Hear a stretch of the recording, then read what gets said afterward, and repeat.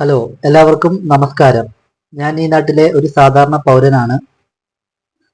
ഇപ്പോൾ പത്രമാധ്യമങ്ങളിലും സോഷ്യൽ മീഡിയകളിലും വൈറലായിരിക്കുകയാണല്ലോ യദുവും മേയറും തമ്മിലുള്ള പ്രശ്നങ്ങൾ. എല്ലാവരും കണ്ടു കാണുമെന്ന് വിചാരിക്കുന്നു. കഴിഞ്ഞ ശനിയാഴ്ച രാത്രി 10 മണിയോടുകൂടിയാണ് യദുവും മേയറും തമ്മിലുള്ള സംഭവ വികാസങ്ങൾ അരങ്ങേറുന്നത്. നിങ്ങളെല്ലാം പത്രമാധ്യമങ്ങളിലൂടെ കണ്ടതായിരിക്കും.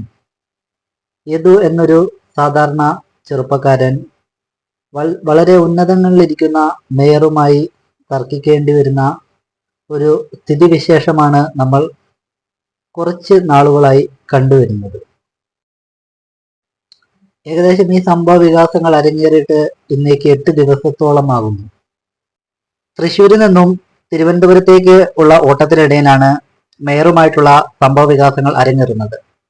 ഏകദേശം 1 മണിക്കൂർ വൈകിയാണ് യദുവിന്റെ KSRTC ഓടിക്കൊണ്ടിരുന്നത്. അതിന്റെ വെപ്രാളത്തിനിടയിലാണ് ഒരു അനൗദ്യോഗിക വാഹനം KSRTCക്ക് നടുവെ പാർക്ക് ചെയ്യുകയും ഒരു കൂട്ടം ആളുകൾ യദുവിനെ ആക്രമിക്കാൻ വരുന്നത് പോലെ സംസാരിക്കുകയും ചെയ്തത് എന്നാണ് ഞാൻ മനസ്സിലാക്കുന്നത്. ഔദ്യോഗിക വാഹനമല്ലാത്തതിനാൽ യദുവിന് ഇതാരാ എന്താണെന്നൊന്നും മനസ്സിലായില്ല. വളരെ പെട്ടെന്ന് തന്നെ പോലീസ് വരുന്നു, യദുവിനെ അറസ്റ്റ് ചെയ്യുന്നു. പിറ്റേ ദിവസം ജാമ്യത്തിൽ വിടുന്നു. ജാമ്യത്തിൽ വിട്ടതിന് ശേഷമാണ് യദുവിന് മനസ്സിലാവുന്നത് ഇത് മേയറുടെ വാഹനമാണെന്നും ഞാൻ വലിയൊരു കുരുക്കിൽ പെടുകയാണെന്നും യദുവിന് അന്ന് മനസ്സിലായി. യദു വലിയൊരു ട്രാപ്പിൽ പെട്ടു എന്ന് മനസ്സിലായി. ഞാൻ ചെന്ന് മുട്ടിയിരിക്കുന്നത് വലിയൊരു പാർട്ടി നേതാവിനെയാണെന്നും അതുപോലെ തിരുവനന്തപുരത്തിന്റെ മേയറെയാണെന്നും യദു തിരിച്ചറിഞ്ഞതിന് ശേഷം യദു മാപ്പ് പറയാൻ വേണ്ടി മേയറെ വിളിച്ചിരുന്നു. പക്ഷേ മേയറുടെ, അതായത് ആര്യ രാജേന്ദ്രന്റെ ഈഗോ അതിന് സമ്മതിച്ചില്ല. യദുവിനെ പരമാവധി അപമാനിക്കാനും ലൈംഗിക അതിക്രമങ്ങൾ പോലുള്ള കടുത്ത നടപടി സ്വീകരിക്കാനുമാണ് നമ്മുടെ ആര്യ രാജേന്ദ്രൻ ശ്രമിച്ചത്. 710 രൂപയ്ക്ക് ജോലി ചെയ്യുന്ന ഒരു സാധാരണക്കാരനാണ് KSRTC ഡ്രൈവറായ യദു. മേയറാണെങ്കിൽ വളരെ വലിയ സ്ഥാനമാനങ്ങളും ശമ്പളവുമുള്ള ഒരു വനിതയും വ്യക്തിയുമാണ്. അതെല്ലാം പോട്ടെ, മേയറുടെ ഈഗോയാണ് ഈ പ്രശ്നങ്ങളിലേക്ക് നയിച്ചത്. യദു ഫോണിൽ വിളിച്ച് മാപ്പ് പറയുമ്പോൾ മേയർ അത് ക്ഷമിക്കാമായിരുന്നു. അങ്ങനെയായിരുന്നെങ്കിൽ ഈ പ്രശ്നങ്ങളൊന്നും ഉണ്ടാവില്ലായിരുന്നു. അതിനെതിരെ നമ്മുടെ യദു കഴിയുന്ന രീതിയിലൊക്കെ ചെറുക്കാൻ ശ്രമിക്കുന്നുണ്ട്. പക്ഷേ നമ്മുടെ പത്രമാധ്യമങ്ങളും അന്തം കമ്മികളും അതിനൊന്നും സമ്മതിക്കുന്നില്ല. ഇതൊരു മുട്ടുസൂചി കൊണ്ടെടുക്കേണ്ട കേസായിരുന്നു. അതാണ് ഇപ്പോൾ സൂചിയും തൂമ്പയും ഓപ്പറേഷൻ തിയേറ്ററും എല്ലാം കടന്ന് മുന്നേറുന്നത്. മനുഷ്യന്റെ ഈഗോയാണ് ഇതിനെല്ലാം കാരണം. ഒന്ന് ക്ഷമിക്കാൻ തയ്യാറായിരുന്നെങ്കിൽ ഇങ്ങനെ ഒരു സംഭവം ഒരാളും അറിയില്ലായിരുന്നു. സാധാരണ റോഡിൽ നടക്കുന്ന ഒരു വാക്കേറ്റം പോലെ അത് ഒഴിവാകുമായിരുന്നു. ആര്യ രാജേന്ദ്രൻ എന്ന വനിതയുടെ ശരിയായ ഈഗോയാണ് ഇതിന് കാരണം എന്നാണ് എൻ്റെ ഒരു അഭിപ്രായം. ഈ സംഭവ വികാസങ്ങൾക്ക് ശേഷം യദു ആര്യ രാജേന്ദ്രനെ വിളിച്ച് സംസാരിക്കുന്ന ഫോൺ സംഭാഷണത്തിന്റെ ചെറിയൊരു ഭാഗം നമുക്ക് കേട്ടു നോക്കാം. അത് കണ്ടതിന് ശേഷം നിങ്ങൾ തന്നെ തീരുമാനിക്കൂ ആരാണ് തെറ്റുകാര്, ആരാണ് ശരി എന്നൊക്കെ. അപ്പോൾ ഓഡിയോയിലോട്ട് പോവാം. ഞങ്ങളുടെ വണ്ടിയുടെ ഫ്രണ്ടിലേക്ക് നിങ്ങൾ കടന്നു പോകുമ്പോ അതിനുശേഷം അതിന്റെ എന്റെ വീഡിയോ ഉണ്ട്, ഞാൻ വേണമെങ്കിൽ അയച്ചു തരാം. അതിനുശേഷമുള്ള 2 വണ്ടികളിൽ നിങ്ങൾ സമാനമായി തട്ടാൻ പോകുന്നുണ്ട്. ഞങ്ങൾ അതുകൊണ്ടാണ് അങ്ങനെ, എന്തുകൊണ്ടാണ് നിങ്ങൾ ഒരു മോശമായ ഒരു അസഭ്യമായ രീതിയിൽ നിങ്ങൾ ഒരു ആക്ഷൻ കാണിച്ചു.